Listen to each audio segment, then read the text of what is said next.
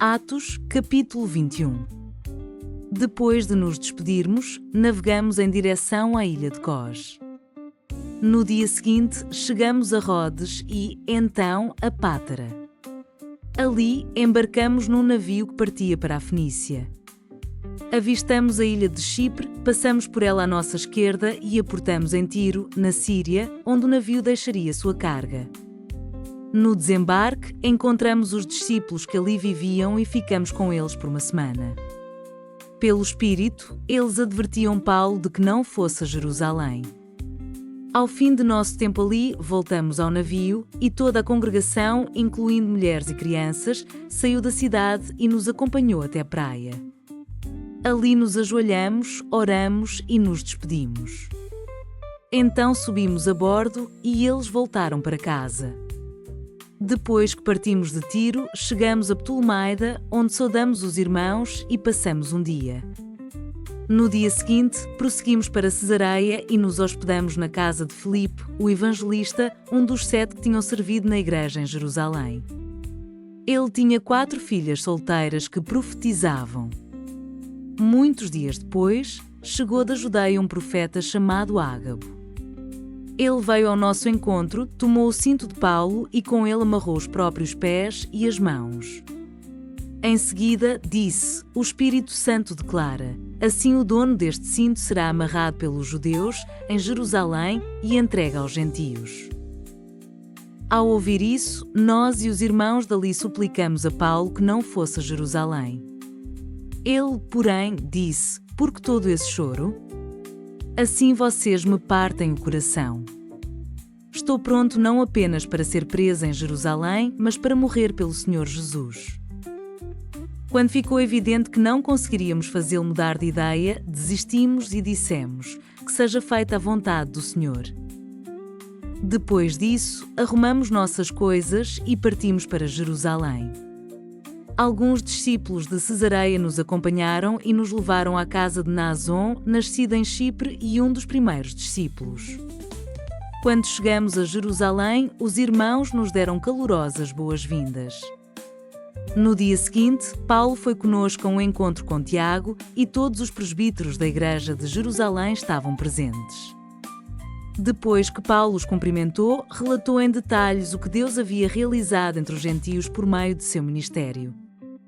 Quando ouviram isso, louvaram a Deus e disseram: "Você sabe, irmão, quantos milhares de judeus também creram e todos eles seguem à risca a lei de Moisés.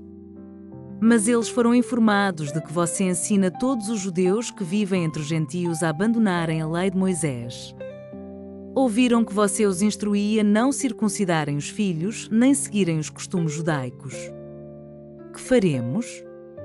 Certamente eles saberão que você chegou. Queremos que você faça o seguinte. Temos aqui 4 homens que cumpriram um voto. Vá com eles ao templo e participe da cerimônia de purificação. Pague as despesas para realizarem o ritual de raspar a cabeça. Então todos saberão que os rumores são falsos e que você mesmo cumpre as leis judaicas.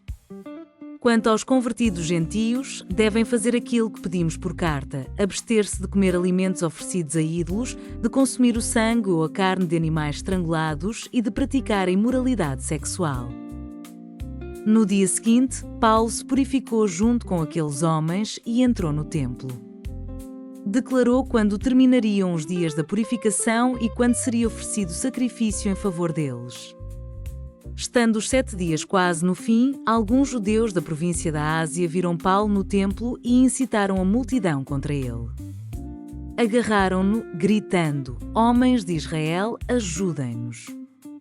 Este é o homem que fala contra nosso povo em toda parte e ensina todos a desobedecerem às leis judaicas.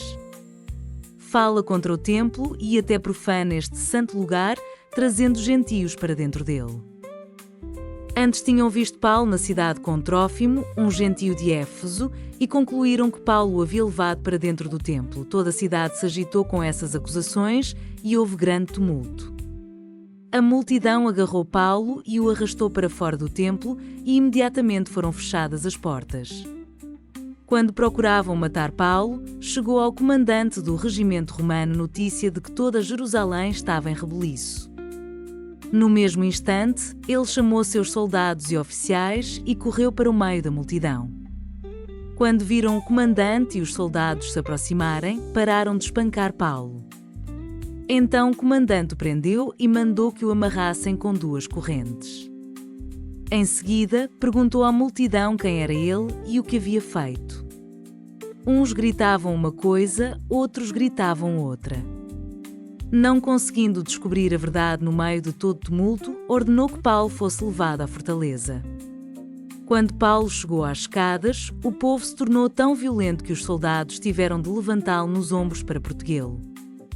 E a multidão foi atrás, gritando: "Matem-no! Matem-no!" Quando Paulo estava para ser levado à fortaleza, disse ao comandante: "Posso ter uma palavra com o senhor?" Surpreso, o comandante perguntou: "Você fala grego? Não é você o egípcio que liderou uma rebelião algum tempo atrás e levou consigo ao deserto 4.000 assassinos?" "Não", respondeu Paulo. "Sou judeu e cidadão de Tarso, cidade importante da Cilícia. Por favor, permita-me falar a esta gente."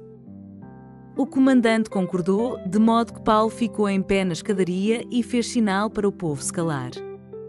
Logo, um silêncio profundo envolveu a multidão e ele lhes falou em aramaico, o idioma deles.